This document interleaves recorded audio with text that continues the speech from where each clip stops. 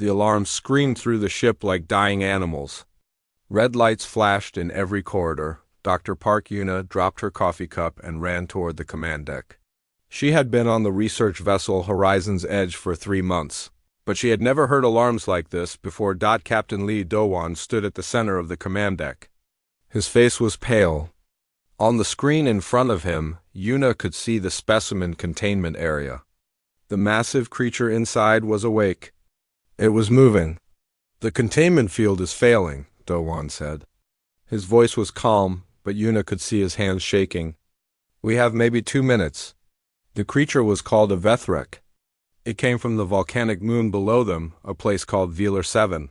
The Vethrek stood 3 meters tall. It had 6 limbs, each ending in claws that could cut through steel. Its body was covered in dark scales that looked like armor. Its eyes glowed with a soft blue light, and those eyes could see in complete darkness. The research team had captured it because it showed signs of intelligence. They wanted to study it. They wanted to understand it. Now, watching it tear at the weakening containment field, Yuna realized they had made a terrible mistake. "Everyone evacuate to the upper decks," Do-won ordered. "Security teams to positions." Lieutenant Kim Hana was already moving. She was the security chief, a woman with short black hair and eyes that missed nothing. She had been a combat medic before joining the research program. She knew how to fight, and she knew how to save lives. Today, she feared she would need to do both. "All crew move now," Hannah shouted into her communicator. "This is not a drill. The specimen has broken containment." The containment field flickered one last time. Then it died. The Vethrek moved faster than anything that size should move. It burst through the containment door like it was made of paper. 2 security officers were standing guard outside. They raised their weapons. They never got a chance to fire. The creature's claws moved in a blur, and both men fell. Yuna watched on the screen. Her stomach turned. She had studied predators her whole life. She had seen violence before. But this was different. This was personal. "It's heading toward Deck 5? Someone shouted. "That's the crew quarters," Hana said. "We need to stop it." But the Vethrek did not go to the crew quarters. It stopped in the middle of the corridor. Its glowing eyes looked left, then right. It lifted its head and made a sound that Yuna had never heard before. It was not a roar. It was not a growl. It was something else. Something almost sad. Then it started moving again, but not toward the crew. It was going down. Toward the lower decks, Specialist Choi Tae-won was the youngest member of the research team. He was nervous and quiet, but he was brilliant with alien behavior patterns. He had spent weeks studying the Vethrek from a safe distance. Now he grabbed Yuna's arm. "Dr. Park," he said. "I think I know what it's doing." "What?" "It's not hunting us. Look at how it moves. Look at its pattern. It's searching for something." Yuna watched the creature on the screen. Taiwan was right. The Vethrek was not attacking randomly. It was methodical. It checked each room, each corridor. When it found nothing, it moved on. It only attacked when someone got in its way. What could it be looking for? Do-won asked. Yuna's blood went cold. She remembered the second transport pod. The one that arrived yesterday. The one she had not been allowed to examine yet. "The cubs," she whispered. Everyone turned to look at her.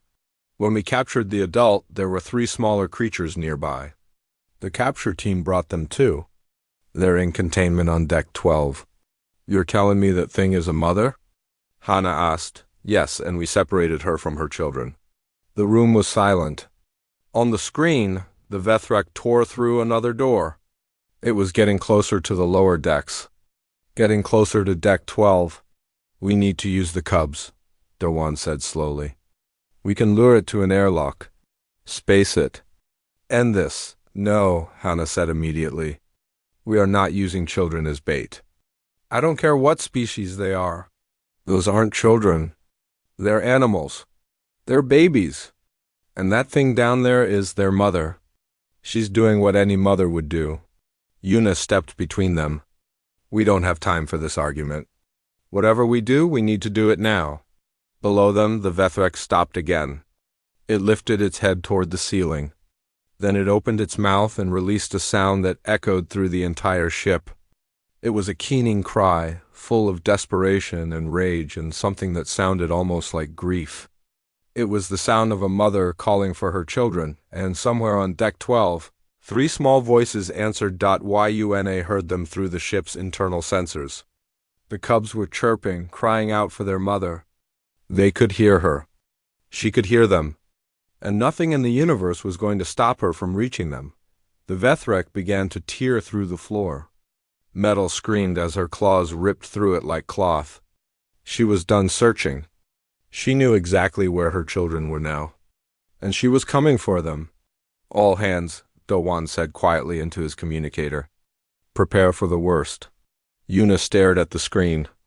The creature's eyes glowed brighter as she tore her way down through the ship. Those eyes held no mercy. No hesitation. Only the pure, unstoppable will of a mother who would destroy anything and anyone to save her children, and right now, her children were in human hands. Engineer Beak Jiwoo lay on the cold metal floor of Deck 12. Her leg was broken. She could feel the bone grinding whenever she tried to move. The explosion that knocked her down had come from somewhere above. The whole ship was shaking now. She had been running a repair check on the power systems when everything went wrong. Now she was alone in the dark. The emergency lights gave only a weak red glow. Her communicator was broken. No one knew where she was. Jiwoo tried to crawl. The pain made her cry out. She stopped and pressed her forehead against the floor, breathing hard. She needed to think. She needed to survive. Then she heard it. A small sound, like a bird chirping, but deeper. It came from the room next to her. The secondary specimen bay. Jiwoo turned her head. Through the doorway, she could see the soft blue glow of a containment field. But the field was flickering. The power problems were affecting everything on this deck. Another chirp. Then another. Three small voices calling out in the darkness. Jiwoo knew she should stay away. She knew that anything in specimen containment was dangerous. But the sounds were so small, so scared. They sounded like her nephew when he had nightmares. Like a child crying for help, she crawled toward the doorway. Every movement sent fire through her broken leg, but she kept going. When she reached the specimen bay, she pulled herself up against the wall and looked inside. The containment unit held three creatures. They were about the size of large dogs. Their scales were darker than their mother's, softer looking. They had the same glowing eyes, but smaller, rounder. They were huddled together in the center of the unit, pressing against each other for warmth. Jiwoo could see frost forming on their scales. The containment unit's temperature system had failed. These creatures came from a volcanic moon. They needed heat to survive. Without it, they were dying. She watched them shake. She watched them cry out with those small chirping sounds. And she made a decision that went against every rule she had ever learned. About alien specimens, she opened the containment unit. The three cubs looked at her with wide, glowing eyes. They were terrified. One of them snapped its tiny jaws at her, trying to be fierce. It was about as scary as an angry puppy. Awu took off her work jacket. She held it open toward them. "Come on," she said softly. "I won't hurt you. You're cold. Let me help." The cubs did not understand her words, but they understood her tone, and they understood warmth. Slowly, the smallest one crept forward. It sniffed at the jacket. Then it crawled inside, pressing against the warm fabric. The other two followed. Soon all three were wrapped in Jiwoo's jacket, nestled against her chest. She could feel them shaking. She pulled her emergency thermal blanket from her belt and wrapped it around all of them. Their tiny claws scratched her arms. She could see small cuts forming, blood mixing with the silver of the blanket. But she did not let go. She held them tighter. Above her, something crashed. The whole deck shook. The mother was coming.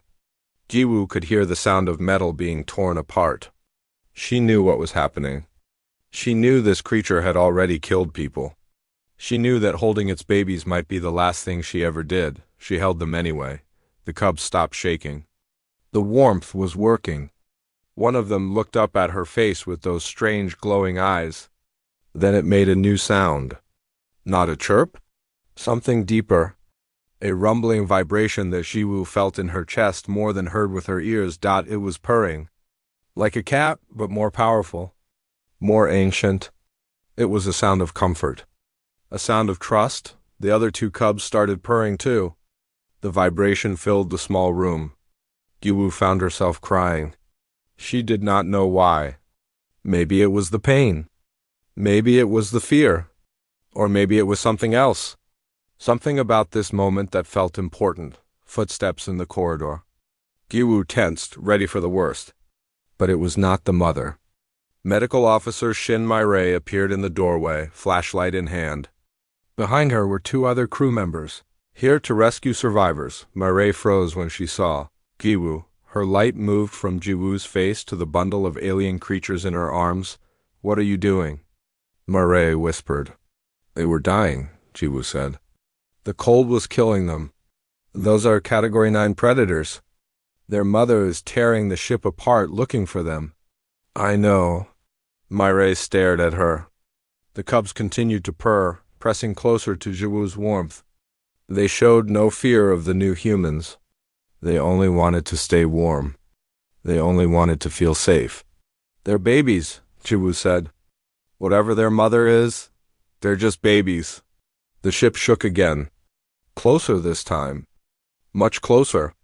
The sound of ripping metal echoed through the corridor.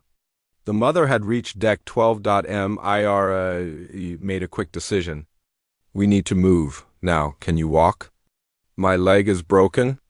"Then we carry you. All of you." The other crew members hesitated. They looked at the alien cubs with fear in their eyes. But Mirai was already moving, helping Jiwoo to her feet. The cubs chirped in alarm at the movement but did not try to escape. They stayed wrapped in the jacket and blanket, trusting the human who had saved them from the cold. They made it halfway down the corridor. When the ceiling exploded, the Vethrak dropped through the hole like a nightmare made real. She was huge. Her scales were covered in blood and dust. Her claws were extended, each one longer than Jiwoo's arm. Her glowing eyes swept across the corridor and found them instantly. She found her cubs.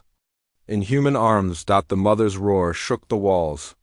Mirai and the others fell back. One of them raised a weapon with shaking hands, but Jiwoo did not run. She could not run, not with her broken leg. So she stood there, holding 3 small lives against her chest, and waited to die. The Vethrak charged. Then stopped. Her massive head was inches from Jiwoo's face. Hot breath washed over her. Those blue eyes stared into hers. The cubs were purring. They could smell their mother. They could feel her presence. But they did not cry out for her. They did not struggle to escape. They stayed where they were, warm and safe in Jiwoo's arms, and the mother noticed. She noticed that her children were not afraid. She noticed that they were warm when they should have been cold. She noticed the cuts on the human's arms, the blood from tiny claws. This human had been hurt protecting them. The Vethrak did not attack. She stood there, breathing, thinking. Her eyes moved from her cubs to Jiwoo's face and back again. Something was happening behind those glowing eyes. Something that looked almost like understanding. Somewhere in the ship, more alarms began to scream. The reactor. Something was wrong with the reactor. But in that corridor, in that moment, time stood still. A mother looked at the human holding her children. And she waited to see what the human would do. Nobody moved. Nobody breathed. The Vethrak's massive body blocked the entire corridor.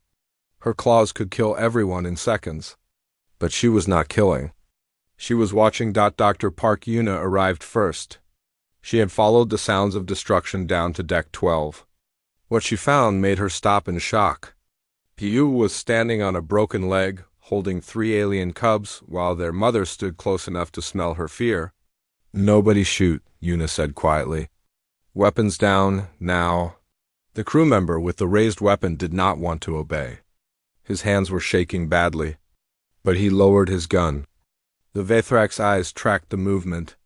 She understood weapons. She understood the threat was gone. Captain Lee Dowon's voice crackled over the communicator. What's happening down there? Report, the situation is complicated, Yuna said. Captain, I need you to see this. Minutes later, Do-won arrived with Lieutenant Hannah and a full security team. They came ready for battle. What they found was something none of them expected. The Vethrak had not moved. Neither had Jiwoo. The cubs were still purring in her arms. It was the strangest standoff any of them had ever seen. We need to end this, Do-won said. The reactor took damage during her rampage. We have maybe an hour before things get critical. We can't have this creature loose on the ship. She's not attacking, Hannah pointed out. Look at her. She could have killed Jiwoo 10 times by now. She's choosing not to. For now. What happens when she decides differently? Yuna stepped forward slowly. The Vethrak's eyes moved to track her, but the creature did not react with violence. Yuna raised her hands, showing they were empty. She's intelligent, Yuna said. More intelligent than we thought. She can see that Jiwoo saved her cubs. She's trying to understand why. Why does it matter why? Do-won asked. It's an animal, is she? Yuna pointed at the Vethrak's face. Look at her eyes? That's not an animal looking at us. She's thinking. She's deciding. The ship shook. Another alarm started screaming somewhere above them. Time was running out. Do-won made a hard decision. We use the cubs to lure her to airlock 7. It's the largest one on the ship. We seal her inside and open the outer door. Problem solved. No. Hannah's voice was firm. We are not doing that. Lieutenant, this is not a request. And I am not following that order. Hannah stepped between Do-won and Jiwoo. We do not use children as bait. Not human children. Not any children. That's not who we are. Those aren't children. They're specimens. They're babies. Jiwoo's voice was louder than anyone expected. She was crying now, tears running down her face, but her voice was strong. Look at them. They're scared and cold and they just want their mother. What kind of people would we be if we used that against them? The Vethrak made a sound. It was low, almost too low to hear. But everyone felt it. She was listening. She was understanding something, even if she did not understand the words. Yuna took another step forward. Jiwoo, I need you to trust me. Can you put the cubs down slowly? What are you going to do? I'm going to see if she's what I think she is. Jiwoo looked at the mother. Those glowing eyes stared back. There was still danger there. Still the potential for violence. But there was something else too. Something almost like hope. Jiwoo slowly lowered herself to the floor. Her broken leg screamed in protest, but she ignored it. She unwrapped the thermal blanket and opened her jacket. The 3 cubs blinked at the sudden light. Go on, she whispered to them. Go to your mother? The cubs looked at her. Then they looked at the massive creature waiting for them. For a moment they did not move. They had been warm and safe in Jiwoo's arms. They did not want to leave. Then the mother made a sound. A soft sound. A calling sound. The cubs responded immediately. They tumbled out of the jacket and ran to her on their small legs. They climbed up her body, chirping and crying with joy. She curled around them, checking each one with her nose, making sure they were unharmed. The family was together again. Yuna watched carefully. This was the moment of truth. The Vethrak had her cubs back. She had no reason to stay peaceful now. She could attack, finish what she started, kill them all. The mother looked up from her children. Her eyes found Jiwoo, still sitting on the floor with her broken leg. The woman who had kept her babies warm. The woman who had bled to protect them. The woman who had given them back without being forced. The Vethrak bowed her head. It was not a human gesture. But it was close enough. Everyone in the corridor understood what it meant. She's thanking her, Yuna breathed. She's actually thanking her. The moment stretched. Then new alarms shattered the silence. These were different alarms. Worse alarms. The ship's computer began speaking in a calm voice that made the words even more terrifying. Warning. Reactor containment failure in 15 minutes. All personnel evacuate immediately. Do-won's face went white. The escape pods. Everyone moved now.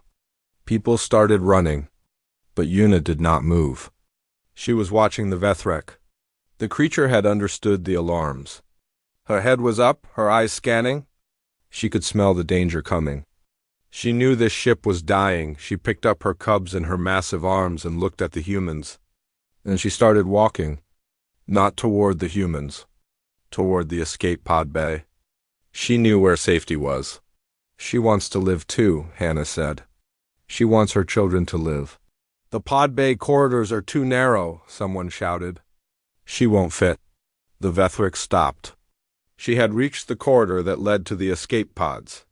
The passageway was built for humans, not for creatures her size. She turned to look at the humans behind her. Those intelligent eyes held a question. We help her, Jiwoo said. She was being supported by Mireille now, unable to walk on her own. We got her into this situation. We took her from her home.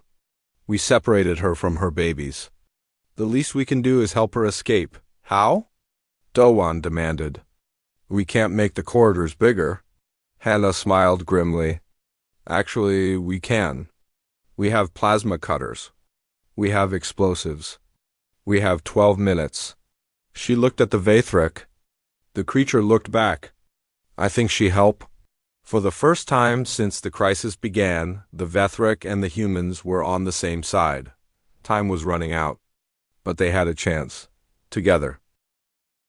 11 minutes to reactor failure. The countdown filled every screen on the ship. Every speaker repeated the warning. Every person on board knew they were running out of time. Hannah grabbed a plasma cutter from the emergency supply cabinet. Everyone who can work, grab a tool. We need to widen this corridor by at least 2 meters. The crew hesitated for only a second. Then they moved. Fear is a powerful motivator. So is hope. Right now, they had both the Vethrek watch them work. She understood what they were doing. When Hannah began cutting through the first wall panel, the creature moved to the opposite side of the corridor. Her claws, which had torn through steel doors like paper, began tearing through the walls. She was helping. Together, Yuna said softly. She was working alongside the crew, using a smaller cutting tool to remove debris. We survived together. The corridors of the horizon's edge echoed with the sounds of destruction and creation. Metal screamed. Sparks flew.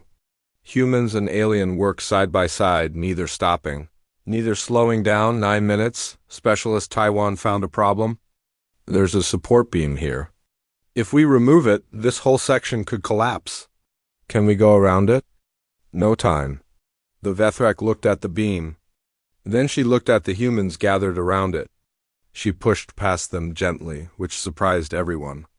Gentle was not a word any of them would have used for her before tonight. She placed her massive arms around the beam and pulled. The metal groaned. The beam bent but did not break free. The Vethrek's muscles strained under her scaled skin. She was strong, incredibly strong, but even she had limits. Help her, Jiwoo called out. She was sitting against the wall, her broken legs stretched out in front of her, her arms around the 3 cubs who refused to leave her side. Everyone together. The crew grabbed the beam alongside the Vethrek. Human hands next to alien claws. They pulled together. The beam came loose in a shower of sparks. The corridor did not collapse. They had done it. 7 minutes. They broke through to the pod bay. The main launch area was destroyed, crushed by falling debris from the decks above. But the secondary cargo shuttle was intact. It was large enough for the Vethrek and her cubs, plus the surviving crew. Everyone inside, the Dowan ordered. Move, move, move. The crew poured into the shuttle.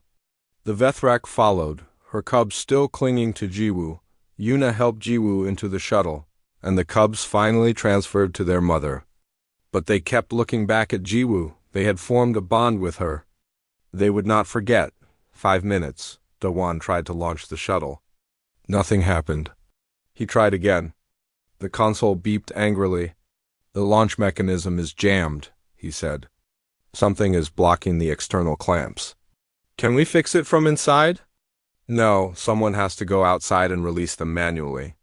Outside. Outside the shuttle, where the reactor was about to explode. Outside, where there would be no protection, no escape, Do-won stood up from the pilot's seat. "I'll do it, Captain," Hannah started. "I gave the order to capture this creature. I put everyone in danger." I suggested using her children as bait. He looked at the Vethrek. The creature stared back at him. "I have a lot to make up for." He walked to the shuttle's emergency exit. Before he opened it, he turned back one more time. "Get them home, Lieutenant. All of them." Then he was gone. The seconds stretched like hours. Everyone in the shuttle watched the external cameras. They could see Do-won climbing along the outside of the ship, moving toward the launch clamps. The reactor warning was growing louder. 3 minutes. 2 minutes. Do-won reached the first clamp. His hands moved quickly, releasing the mechanism. 1 down, 3 to go. He reached the second clamp. Released it. 2 down, 90 seconds. The third clamp was stuck. Do-won pulled at it, but it would not move. He looked back at the shuttle, at the camera watching him. His face was calm. He had accepted what was coming. 60 seconds. The Vethrek made a sound. It was not loud, but everyone heard it. It was a sound of sorrow. She understood what the human was doing. She understood sacrifice. Perhaps her species had a word for it, too. Do-won tried one more time. The clamp broke free. 3 down. 1 to go. 30 seconds. He reached the fourth clamp. His hands worked faster than they had ever worked before. The mechanism clicked. The clamp released. All 4 were free. 20 seconds. Do-won looked at the camera one last time. He smiled. Then he pushed the shuttle away from the ship with his own body, giving it the momentum it needed to clear the blast radius. 10 seconds. The shuttle's engines fired. It shot away from the horizon's edge, accelerating into the darkness of space. 5 seconds. The reactor exploded. The ship became a ball of fire, then a cloud of debris, then nothing at all. Captain Lee Do-won died with his ship. He died saving his crew. He died saving a family. Inside the shuttle, no one spoke. Hannah had taken the pilot's seat. She flew them away from the debris, away from the death. Her hands were steady, but tears ran down her face. The Vethrek curled around her cubs. She understood death. She understood what the human had done. She lowered her head and made that low sound again. It might have been mourning. It might have been respect. Jiwoo reached out and touched the creature's side. The Vethrek did not pull away. For a long moment, human and alien shared their grief together. Then the shuttle's navigation system beeped a warning. Hannah looked at the display and her tears stopped. A new problem had appeared? "The navigation is damaged," she said. "We're caught in Velar 7's gravity well. We're going down. Velar 7, the volcanic moon. The Vethrek's home. For humans, it was a death sentence. The heat, the toxic air, the hostile environment would kill them in hours. But for the Vethrek, it was home. The creature looked at Hannah. Then she looked out the viewport at the approaching moon. Her eyes seemed to glow brighter. She made a sound that was almost like a question. "Yes," Yuna said, understanding somehow. "We're going to your world. Can you help us survive there?" The Vethrek looked at the humans who had saved her children. The humans who had helped her escape. The human who had died to give them all a chance. She bowed her head again. The answer was clear. Whatever happened next, they would face it together. The shuttle crashed hard. Metal screamed as it tore across the black volcanic rock. Smoke and fire followed them for 100 meters before they finally stopped. When the dust cleared, Yuna looked out the viewport at a world that wanted to kill them. Velar-7 was beautiful in a terrible way. Rivers of lava flowed in the distance, glowing orange and red. The sky was the color of rust, filled with ash and toxic gases. Volcanoes rose like giants on the horizon, some of them still smoking. The temperature outside was already climbing past what human bodies could handle. "Environment suits on," Hannah ordered. "Everyone check your seals? These suits will give us maybe 6 hours in this heat." The crew moved quickly. They had 12 survivors, including Jiwoo with her broken leg. Their suits would protect them from the worst of the heat and filter the poisonous air. But 6 hours was not long. Without rescue, they would die on this moon. The Vethrak moved to the shuttle's damaged door. She pushed it open easily. The heat rushed in like a living thing, but she did not seem to notice. Her cubs jumped down from the shuttle, excited to feel their homeworld under their feet. They had been born here. This was where they belonged. The mother looked back at the humans. She made a sound, low and insistent. Then she started walking. She wants us to follow, Yuna said. Follow her where? One of the crew asked. We need to stay with the shuttle. The rescue beacon is here. The shuttle won't protect us when our suits fail. She knows this place. She knows how to survive here. Hannah made the decision. We follow. Everyone stay close. Watch your temperature gauges. They walked across the volcanic plain. The ground was hot even through their boots. Geysers erupted around them, shooting boiling steam into the poisoned sky. Pools of acid bubbled beside the path. One wrong step would mean death, but the Vethrak knew the way. She led them around every danger, through every safe passage. Her cubs ran alongside the humans, sometimes brushing against their legs. They were not afraid of these strange creatures anymore. They had learned that humans could be trusted. After 2 hours, they reached a mountain. The Vethrak led them to a cave entrance hidden behind fallen rocks. Inside, the air was different, cooler, cleaner. Lava tubes, Yuna realized. Natural tunnels formed by ancient lava flows. The rock insulates against the heat. The deeper they went, the better the air became. Strange plants grew on the walls, glowing with soft blue light. Yuna recognized them from her research. They were biological filters, converting the toxic atmosphere into something breathable. We can take our helmets off here, she said with wonder. The air is actually safe. The Vethrak had led them to shelter, a place where humans could survive. They followed her deeper into the caves until they reached a large chamber. This was her den. Bones from old hunts lay in corners. A small spring bubbled up from the rocks, providing fresh water. The cubs immediately ran to a corner and curled up together, exhausted from the walk. Hannah looked around in amazement. She brought us to her home. Over the next 3 days, the Vethrak kept them alive. She hunted for them, bringing back strange creatures from the volcanic landscape. She showed them which parts were safe to eat. She brought water from the spring, carrying it in a natural bowl made from a large shell. The cubs played with the humans. They were curious about everything, sniffing at the environment suits, chasing lights from flashlights. Jiwoo, still unable to walk far, became their favorite. They would curl up beside her for hours, purring while she stroked their soft scales. They think you're family now, Narration told her. Maybe I am, Jiwoo said. She looked at the mother watching from across the chamber. Maybe we all are.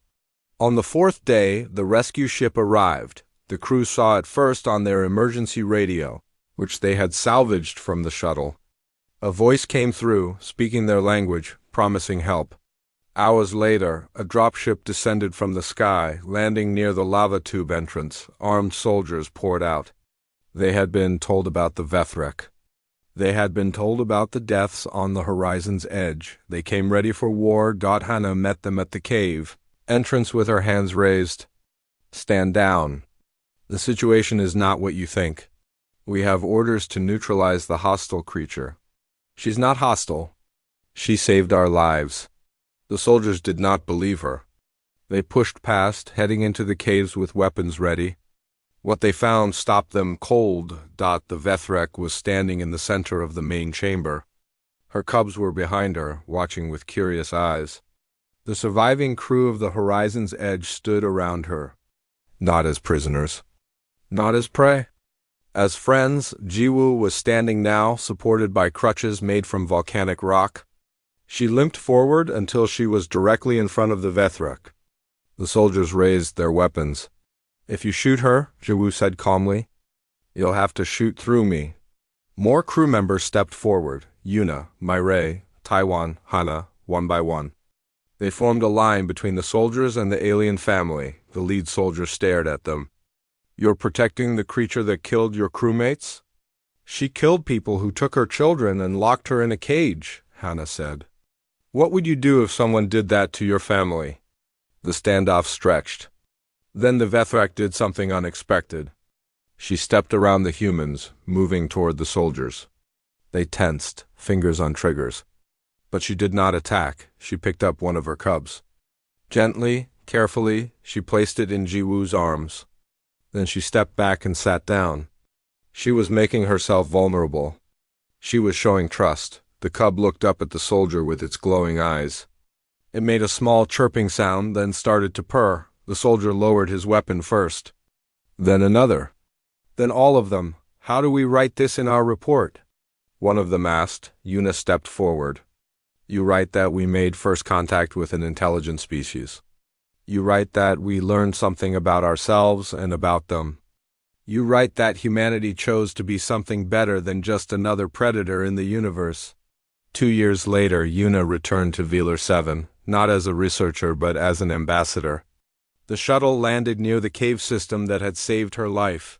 The Vethrak who emerged from the rocks was familiar. The humans had named her grandmother. Her cubs were fully grown now, almost as large as she was. They remembered Jiwoo, who had come with Yuna. They rushed to greet her. Making sounds of joy. Behind grandmother, more Vethrak emerged. Dozens at first, then hundreds. Word had spread among their kind. Humans were not enemies. Humans were something new. Something worth knowing. Grandmother approached Yuna. They looked at each other, two mothers from different worlds. Yuna bowed her head in the Vethrak way. Grandmother bowed back, then she made a sound that Yuna had never heard from her before. It took a moment to recognize it. Grandmother was trying to speak. The sound was rough, broken, barely recognizable, but the word was clear. Friend. Yuna smiled through her tears. Yes, friend. Behind them, humans and Vethrak began to mix. Scientists met hunters. Children of both species played together. A new relationship was being born, one that would change both civilizations forever. It had started with fear and violence and death. It had started with a mother's rage and a researcher's curiosity, but it became something more because of a simple choice. When Big Jiwoo found dying alien cubs in a broken cage, she did not use them as leverage. She did not leave them to die. She wrapped them in her jacket and held them close. That was the moment everything changed. That was when the Vethrak learned what humans could be, not just another predator in the darkness of space. Something more. Something better. The galaxy would learn this truth in the centuries to come. Humanity was not the strongest species. Not the fastest. Not the most advanced. But when you needed help, when you were alone and afraid, when your children were cold and crying in the dark, humans would come and they would not let go.